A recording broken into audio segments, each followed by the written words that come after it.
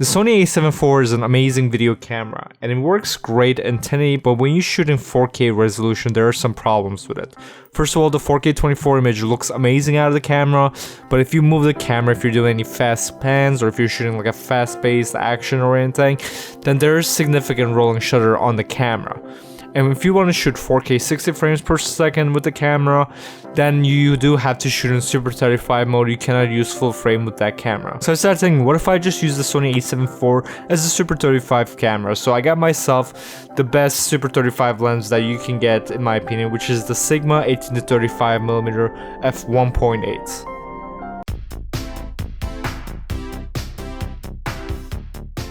So how does the Sigma 18-35mm work on the Sony A74 using the MC-11 adapter? And this is an adapter I talked about a bunch of times on my channel because I absolutely love this adapter because it gives you pretty much like native-like performance with older Sigma Canon EF lenses. And this is the same adapter they pretty much use on their newer lenses. If you look at any of their newer lens designs, it's pretty much their old Canon lenses with this attachment at the back of it, like permanently mounted on it. Now there are some differences between the newer version of these lenses and the older version of these lenses, which we're going to talk about in this video. But when you add this to the Sigma 18-35mm, the 18-35mm pretty much works like a native lens. As you can see in the video footage that I'm playing, you can see that you can still use, eye detect autofocus. You can use all those amazing features that this camera has. You can even use catalyst browse to stabilize your footage in post-production using this lens, so you pretty much get native-like performance with the lens. So I mean, honestly, there isn't that much to say.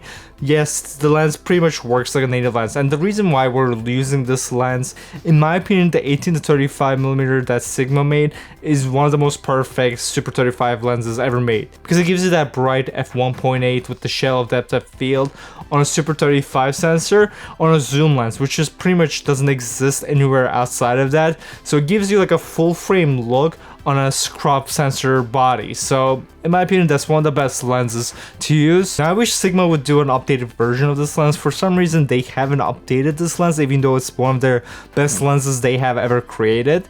They have imported their like other crop sensor lenses, like their 60mm f1.4, but for some reason the 18-35 they never imported. So if you want to use that lens on the Sony body, either on the crop sensor bodies or on the A74, the Sigma MC-11 adapter works amazingly on it. The autofocus works perfectly fine. When you're doing video and photography, I did have a little bit of problems where the pictures would go like out of focus. So for photography, I wouldn't really use it, especially if you're shooting on a full frame body. But for video, it works perfectly great. Now let's talk about the one issue I did have with the lens, which can be a big issue depending on what you shoot, is that the lens is pretty loud when it comes to the autofocusing. Now this is a problem with the older Canon EF versions of these lenses. With the newer Sony versions of these lenses, like for example, I'm shooting with the 35mm 1.4 right now on the crop sensor mode right now, so I'm getting like a 50mm f2.1 kind of equivalent results right now. And as you can see, as I'm moving back and forth, I kind of have this autofocus on slow transition, but there's pretty much no noise with this lens. If you put your ear right up to it, you can hear it just a tiny bit, but you can't really hear that much. But if you look at the older Canon version of this 35mm 1.4, it's actually quite loud. So here I'm gonna play you guys a clip from the video, and this is the audio, just like scratch audio, just straight out of camera. There's no microphones plugged into the camera, I think, and this is what it sounds like.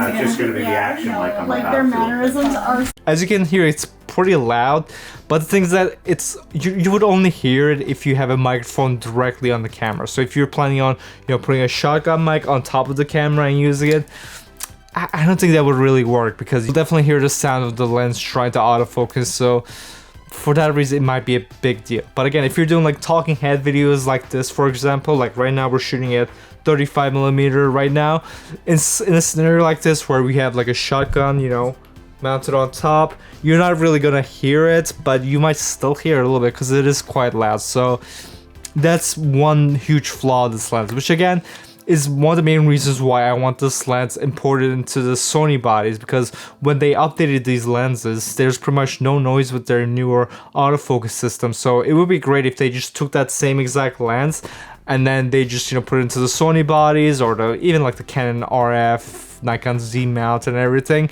and then just, got rid of the noise and the same exact lens. It would be amazing in my opinion. But anyways guys, thanks for watching this video. Hope it was useful. If you're interested in buying any of these lenses or the MC-11 adapter, make sure to check down below in the description. I have links for all of these. But anyways guys, I make videos every single week, so make sure to subscribe, and I'll see you guys in the next video. Goodbye.